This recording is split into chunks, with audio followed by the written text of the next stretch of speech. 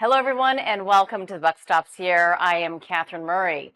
Well, you may have seen the NASDAQ just hit a new record high, so the markets continue to march higher despite some of the concerns and sentiment out there. So who better to get a perspective from than a technician and a very seasoned Wall Street technician?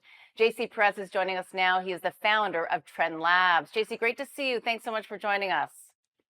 Happy to do it, Catherine. Thank you. So give us your view right now. I mean, you always say the market doesn't lie. The market's moving higher. What's it telling us? Well, I mean, listen, you want to reverse engineer sort of the great bull markets of all time, and what happens in bull markets? You get a lot of new highs. The indexes are making new highs. More and more sectors are making new highs. More stocks are making new highs. More countries around the world are making new highs. Right? You get that sector rotation. That's the lifeblood of a bull market.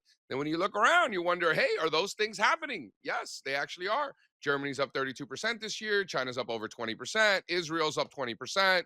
The United States has lagged, with the NASDAQ up 7, 8%, S&P's up 4, 5%.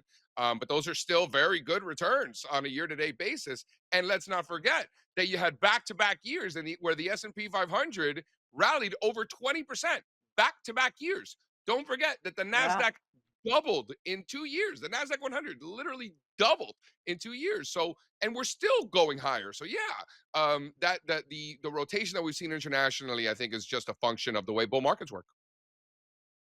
So I want to get to that in a moment. But in terms of the momentum that we're starting to recapture in the United States, do you think it continues? There's a lot of people who will still say that on the fundamental front, which is not what you focus on the technical side, but that there are still many issues like the tariffs for one, let alone the Fed, and how can the market move higher? Do you think that what the market is reading and doing is correct? Will have sustainability in this bull market rally?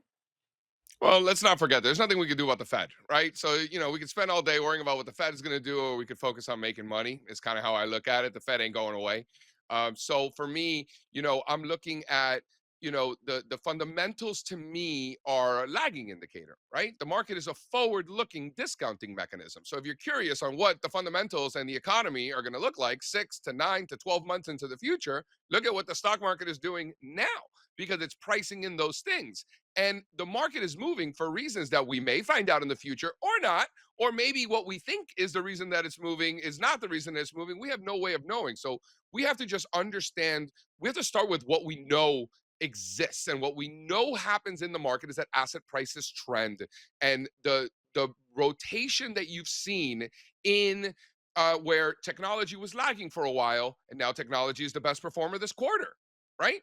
And you had Hmm. other areas like financials and industrials and home construction that were former leaders, and now home construction has underperformed for a while. So consumer discretionary, massive underperformer, then became an outperformer, then started underperforming again. So that those ebbs and flows of the market, that's consistent. So if you start to see a sector making new lows, continuing lower, dragging the market down with it, if you start to see more sectors participating in the downside, then that's evidence that things are changing. But all we've seen so far is the opposite of that. More stocks and sectors and countries participating to the upside.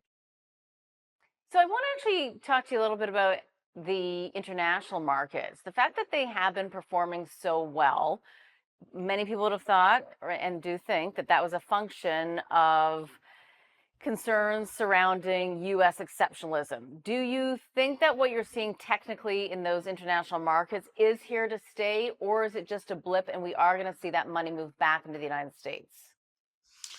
I think it's going to be both. Yeah, sorry to cop out, Catherine, and give you an answer, but I think it's going to be both. I think bigger picture, could we see a massive shift where you start to see outperformance from other countries? Sure.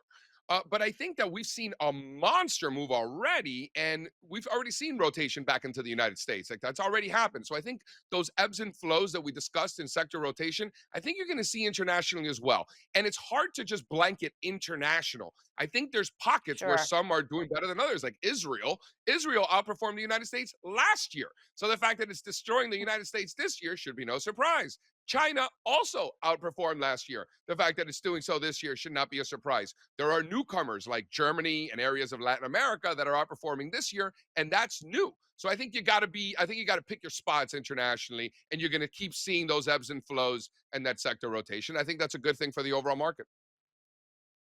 Okay, we'll take a quick break. We'll be right back.